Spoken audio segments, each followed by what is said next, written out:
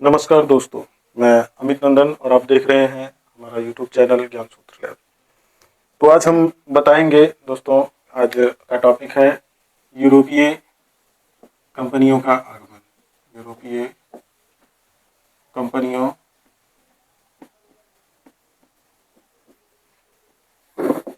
का आगमन। तो दोस्तों, हम इसमें देखते हैं कि सबसे पहले कौन आए। तो सबसे पहले आए पुर्तगाली। कौन आए? तो पुर्तगाली आए। उसके बाद देखते हैं दोस्तों डच आए। उसके बाद देखते हैं अंग्रेज आए। उसके बाद देखते हैं हम लोग दोस्तों, जो आता है वो फ्रांसीसी आता है। तो दोस्तों, ये जो है या तो सीक्वेंस में पूछ लेता है या तो जो है ये पूछ लेता है कि अंग्रेज आए सबसे पहले या डच आए। ये बात ध्यान में रखिएगा कि अंग्रेजों की कंपनी डचों के पहले बन चुकी थी, लेकिन आने के क्रम में देखा जाए तो डच सबसे पहले आए और अंग्रेज बाद में आए। तो हम लोग देखते हैं कि इसमें कि इसका आने का कारण क्या था। तो हम देखते हैं दोस्तों कि यूरोप में अंधकार का युग चल रहा था। अंधकार का युग का मतलब कि वहाँ पे पोप का शासन था। वहाँ पे पोप का शासन था और पोप का शासन जो था वो देखो कैसे था कि देखो ये राजा था और यहाँ पे ये जो है जनता। तो पोप के शासन में अगर हम देखें दोस्तों कि पोप जो था, पोप की बात को सर्वमान्य माना जाता था और उस समय राजा भी पोप की बात को मानता था। जो पोप कह देता था उसी को राजा करता था और राजा जो है जनता पे वही करता था जो पोप कहता था। तो इससे जनता भी दुखी थी और जनता पे भी पोप का प्रभाव था।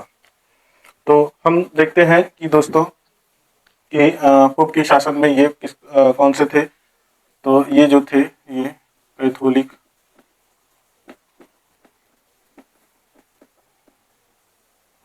चर्च के थे। और कैथोलिक चर्च जो था ये, या इसके बाद जो उसके बाद जो आता है वो सुधारवादी चर्च आता है, जिसको हम नाम दिया गया है प्रोटेस्टेंट। नाम दिया गया है प्रोटेस्टेंट।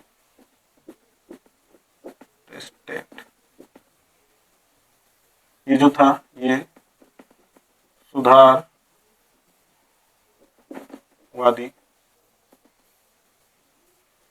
चर्च थे। तो हम देखते हैं कि यूरोप के साथ जो है भारत के लोग बहुत पहले से व्यापारिक क्रियाओं के माध्यम से जुड़े थे, लेकिन यूरोप में एक लंबा कालखंड अंधकार युग के नाम से जाना जाता है। और हम देखते हैं कि पुनर्जागरण एवं धर्म सुधार आंदोलन के कारण यूरोप में एक नई चेतना का विकास हुआ, जिसके कारण पोप की निरंकुशता को कम करते हुए विश्व के देशों के साथ व्यापारिक संबंधों को पुनः प्रारंभ किया गया। इसी प्रक्रिया के अंतर्गत यूरोप के नई देशों से व्यापारिक कंपनियों भारत में आई। और हम इसके बाद हम लोग देखते हैं कि दोस्तों जो आता है, तो सबसे पहले कौन आता है इसमें हमने बताया था। तो सबसे पहले पुर्तगाली आते हैं। तो कौन आते हैं सबसे पहले? तो सबसे पहले पुर्तगाली आते हैं। तो हम लोग देखते हैं पुर्तगालियों के बारे में क्या क्या बातें हैं। तो हम शुरू करते हैं पुर्तगाली।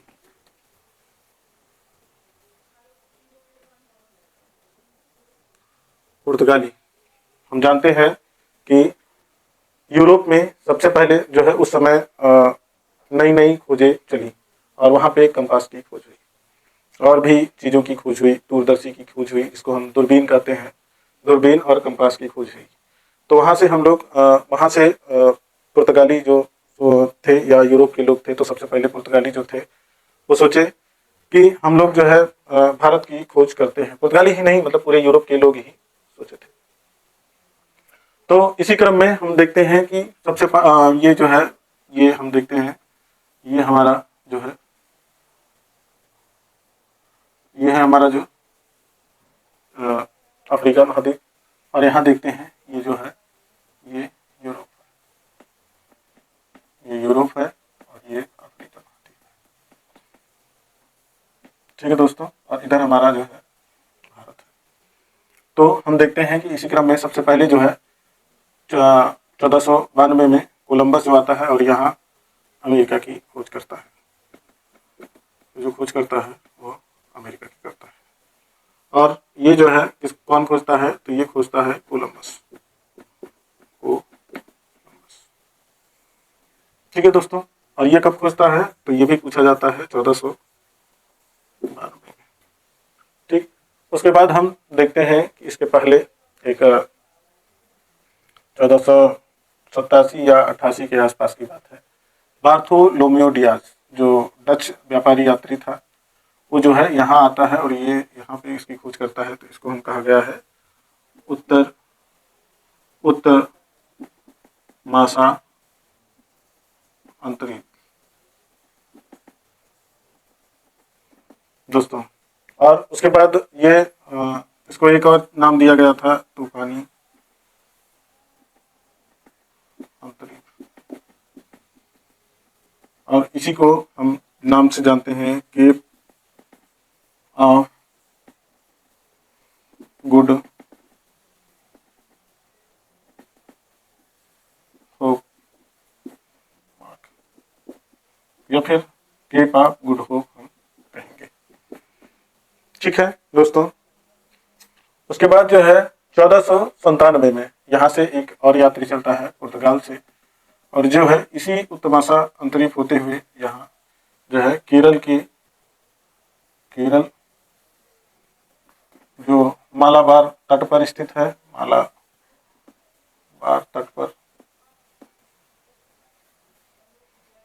तट पर स्थित है। और यहाँ का जो बंदरगाह का नाम था वो कप कडाबू, जो बंदरगाह था उसका नाम था कप कडाबू। और हम इसमें आगे देखते हैं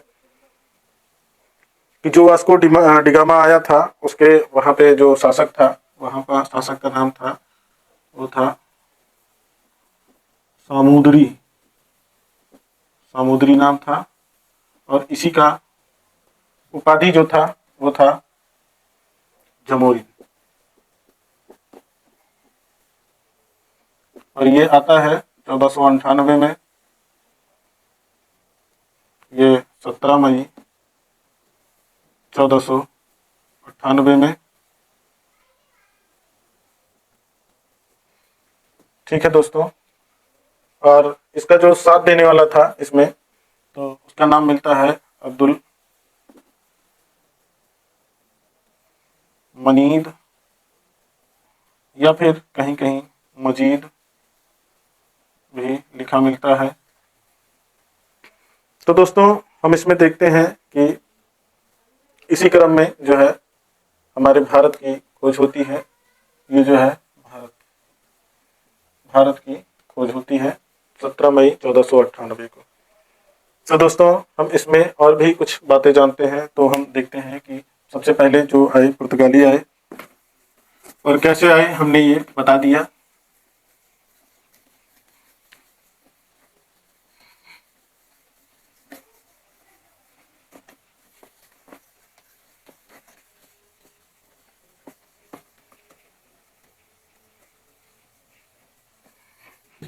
तो दोस्तों हम देखते हैं कि पुर्तगाली सबसे पहले आए थे, ये मैंने मिटा दिया था। तो पुर्तगाली में हम देखते हैं कि सबसे पहले वास्को डिगामा आया, इसी ने ही तो भारत की खोज की।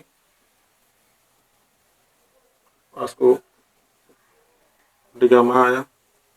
उसके बाद हम देखते हैं जो आता है उसका नाम था पेड्रो अल्वारेज कैब्राल। जो आता है उसका नाम था Pedro Alvarez Cabral.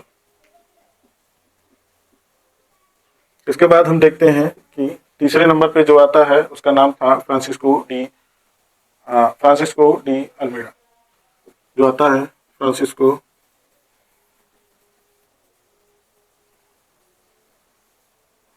De Almeida. इसके बाद हम देखते हैं कि चौथे नंबर पे जो आता है Alfonso de Albuquerque. Alfonso de Albuquerque. इसके बाद हम देखते हैं कि दोस्तों जो आता है Nino de Cunha, Nino de Cunha, और इसके बाद आता है सूजा, वो इसके बाद आता है नूरन्हो, मतलब कि Garcia de Noronha, Garcia de नो। इसके बाद देखते हैं कि 7वें नंबर पे जो आता है वो जो आता है अल्फांसो डी सूजा, अल्फांसो डी सूजा। दोस्तों इसके बाद हम इसके बारे में अगर हम देखा जाए तो ये एक क्रम के हिसाब से है पुर्तगाली जो आए, और इसमें हम देखते हैं कि जो वास्को डी गामा आया था वो आया था 3 बार, ये जो आया था 3 बार आया था। और ये भी पूछा जाता है कि वास्को डी गामा कितनी बार आया, और जो आया था 17 मई, कहीं कहीं 20 मई 1498 दिया गया है, और ये 1524 में एक बार जो आया था वो वायसराय बन के आया, और एक बार जो आया था कोची में, उसके बाद जो है कोची में इसकी मृत्यु हुई थी। तो दोस्तों हम इसमें आगे देखते हैं कि ये जो कैब्राल आया था वो आया था 1500 में, 1500 ईस्वी में। और हम इसमें देख लेते हैं कि अल्मीडा जो आया था 1505 में आया था, 1505 ईस्वी में आया था। और उसके बाद जो देखते हैं कि अल्बुकर्क जो आया था वो 1509 में आया था। इसके बाद हम देखते हैं कि शुरुआत में जो व्यापार का मार्ग भारत के पश्चिमी समुद्र तट से लाल सागर और पश्चिमी मध्य एशिया के बीच में था। 15वीं शताब्दी में तुर्की द्वारा पश्चिमी एशिया तथा पूर्वी यूरोप पर नियंत्रण कर लेने के बाद इस व्यापार को बहुत क्षति पहुंचाई थी, और पश्चिमी एशिया हम देखते हैं कि आया था, पश्चिमी एशिया जो था, पश्चिमी जो पहले मार्ग था, हम थोड़ा सा इसके बारे में बताएंगे कि पश्चिमी एशिया था।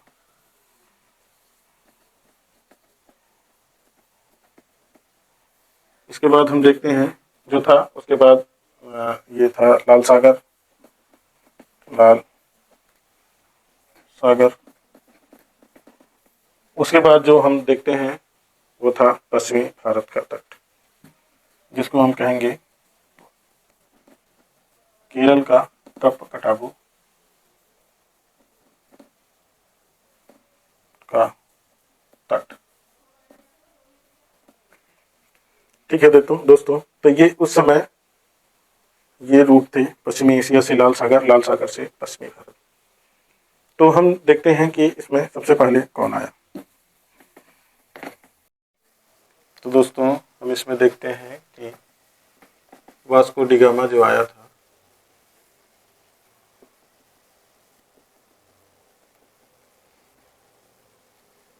1498 में। तो हम इसके बारे में जाने तो वास्को डी गामा जो है वो 3 बार भारत की यात्रा की थी, और यह जो है पुर्तगाल के लिस्बन बंदरगाह से चला था, और केप ऑफ गुड होप होते हुए 1498 में केरल के कालीकट आया, और इसके जो साथ प्रमुख नाविक जो था वो जो था उसका नाम था साओ ग्रेवियल, जो इसके साथ प्रमुख नाविक था उसका नाम है साओ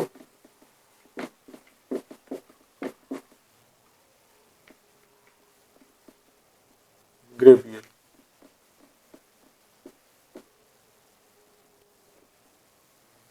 ठीक है, उसके बाद हम अगर आगे देखें तो इसके साथ जो चालक था वो चालक के रूप में उसका नाम मिलता है चालक, प्रमुख चालक वो था, उसका नाम मिलता है कि साओ फेरल।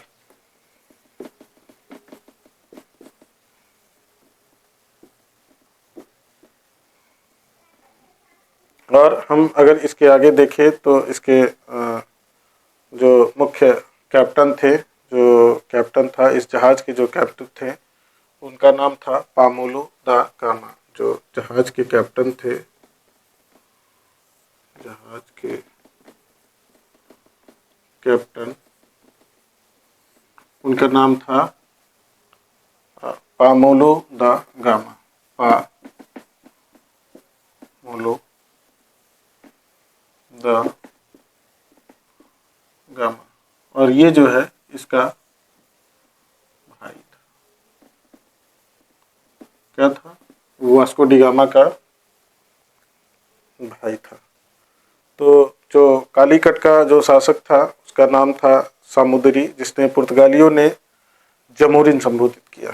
और हम आगे देखेंगे पुर्तगालियों ने जो है शासक को ईसाई समझ लिया, और क्योंकि इस मतलब पुर्तगालियों ने इस शासक को जो है ये ईसाई समझ लिया, और क्योंकि इस दौरान उसे एक मंदिर दिखा जिसे वास्को डी गामा मरियम की मूर्ति वाला मंदिर कहा, या मरियम की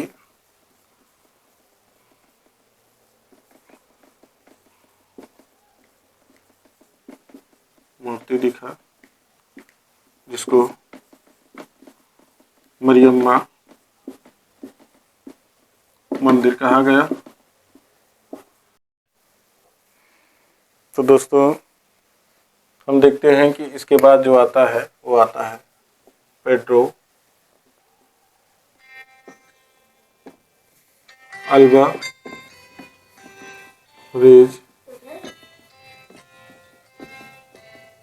कैब्राल।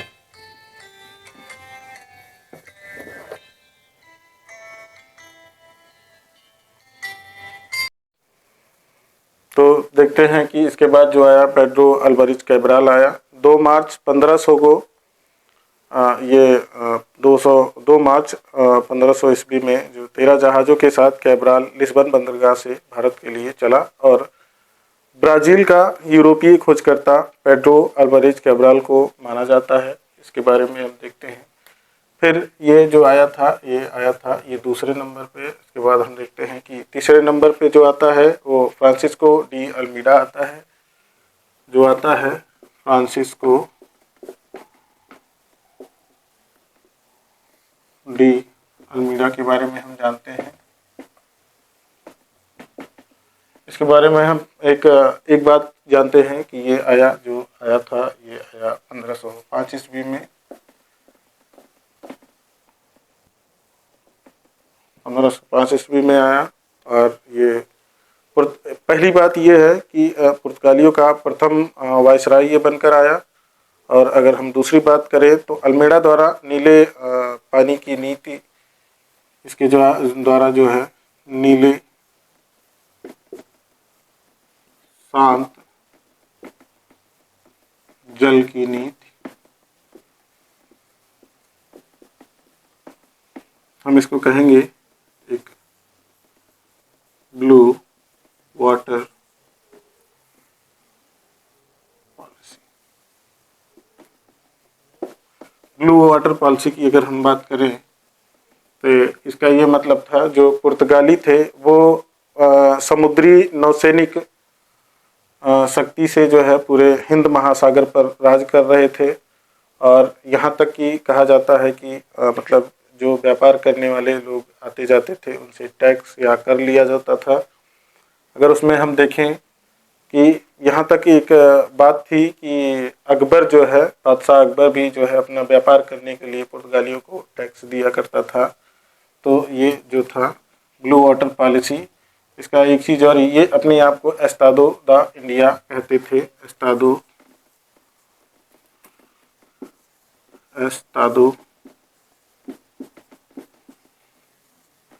द इंडिया कहते थे।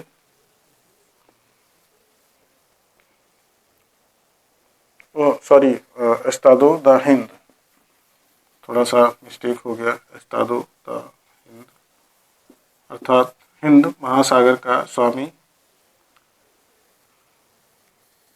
अर्थात हिंद महासागर का स्वामी। हम इसमें देखते हैं कि अगली जो बात थी ये वो हम करते हैं कि अल्फांसो डी अल्बुकर्क जो महत्वपूर्ण लोग हैं उन्हीं के बारे में बात कर रहे हैं। इसमें देखते हैं कि अगला जो है अल्फांसो डी अल्बुकर्क। इसके बारे में अगर हम अगली बात करें तो इसके समय गोवा को जीता गया और गोवा को प्राप्त करने के लिए ये जो है बीजापुर के जो शासक थे यूसुफ आदिल शाह, उनसे इसने गोवा को प्राप्त किया। और ये जो गोवा प्राप्त किया था वो 1509 ईस्वी में प्राप्त किया था। अल्बुकर्क को भारत में पुर्तगाली सत्ता के स्थापना की दृष्टि से वास्तविक संस्थापक माना जाता है और अल्बुकर्क के द्वारा पुर्तगाली संस्कृति को भारत में फैलाने का प्रयास किया गया। इस उद्देश्य के लिए अल्बुकर्क ने पुर्तगाली पुरुषों को भारतीय महिलाओं से विवाह करने के लिए प्रेरित किया गया था। ये अल्बुकर्क के समय में इतनी बातें थी। तो अगर हम अगली बात करें तो हम पांचवी बात करते हैं नीनो डी कुन्हा की।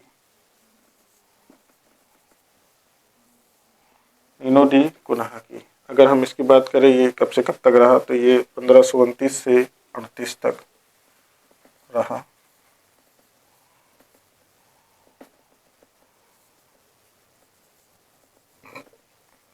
ईस्वी तक। तो अगर हम अल्बुकर्क की बात करें कि अल्बुकर्क जो है ये नीनो डी कुन्हा की बात करें तो ये जो है अल्बुकर्क के बाद आया और इसके द्वारा 1530 में गोवा को राजधानी बनाई गई। इसके समय गोवा को राजधानी बनाई गई।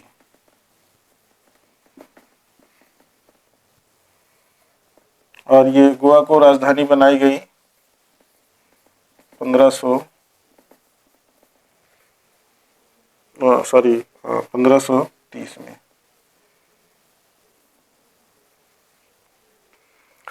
तो आगे हम देखते हैं गोवा से पहले जो पुर्तगालियों की राजधानी जो थी वो थी इसके पहले ये जो थी ये थी कोचीन थी। ये जो थी कोचीन पूर्व में, ये पूर्व में राजधानी। इसके पहले जो राजधानी थी वो कोचीन में थी। तो हम दोस्तों इसके बाद अगर हम आगे देखें तो हम इसके बाद देखते हैं गार्सिया डी नोरेनो के बारे में।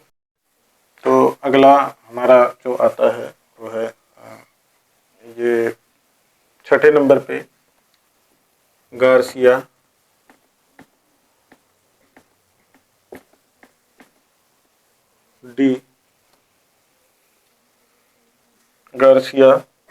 डी नोरेनो।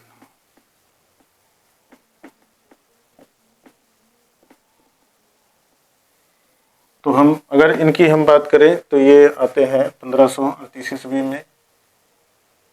1538 ईस्वी में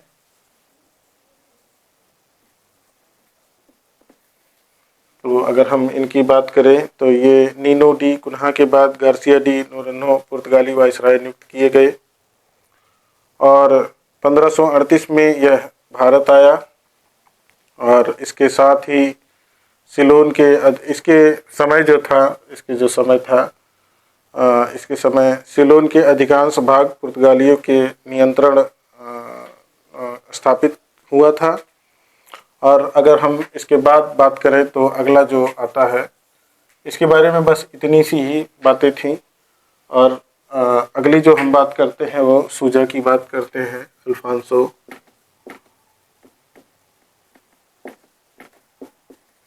डी सूजा। तो हम देखते हैं कि ये 1542 में भारत आया। ये 1542 ईस्वी में ये भारत आया है वायसराय बनकर, पुर्तगाली वायसराय बनकर। और इसके काल में एक बात पूछी जाती है कि ये इसके कौन आया, तो इसके काल में सेंट जेवियर आया। बस इतनी बातें पूछी जाती हैं अल्फांसो डी सूजा के बारे में। तो हम इसके बाद हम लोग देखते हैं कि पुर्तगालियों के क्या क्या योगदान रहे। तो पुर्तगालियों का योगदान, तो हम पहली बात इसमें देखते हैं कि इन्होंने प्रिंटिंग प्रेस की शुरुआत की। तो अगर प्रिंटिंग प्रेस की शुरुआत का श्रेय अगर हम देते हैं तो ये पुर्तगालियों को देते हैं। और दूसरी बात ये कि तंबाकू की खेती करना इन्होंने ही भारतीयों को सिखाया। और तीसरी बात एक और हम देखते हैं कि जो जहाज निर्माण की आधुनिक विधि थी उसको पुर्तगालियों ने भारत में प्रदान किया। और हम देखते हैं कि पुर्तगालियों ने 1556 में पहला प्रिंटिंग प्रेस जो है शुरू किया, या फिर छापाखाना हम कहेंगे। तो हम इसमें हम लिख लेते हैं कि इसमें क्या क्या शुरू किया। तो पहला छापाखाना,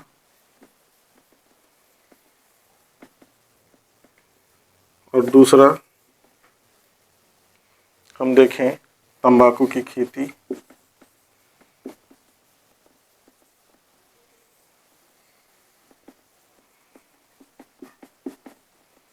और हम तीसरा देखें जहाज निर्माण। इसकी जो है आधुनिक विधि।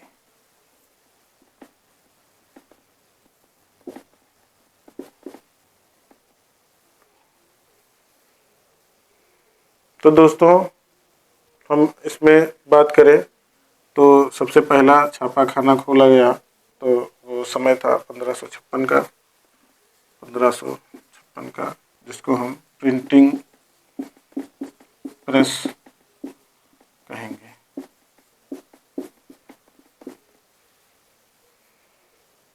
ठीक है दोस्तों, और एक बात इसके बारे में जानते हैं कि पुर्तगालियों के साथ भारत में गोथिक कला स्थापत्य शुरू हुई, या फिर हम कहें दृष्टिगत हुई। तो दोस्तों हम इसी क्रम में आगे हम लोग पढ़ लेते हैं कि पुर्तगालियों का पतन। तो हम लोग पढ़ते हैं इसके बाद पुर्तगालियों का पतन। पुर्तगालियों या पुर्तगालियों का,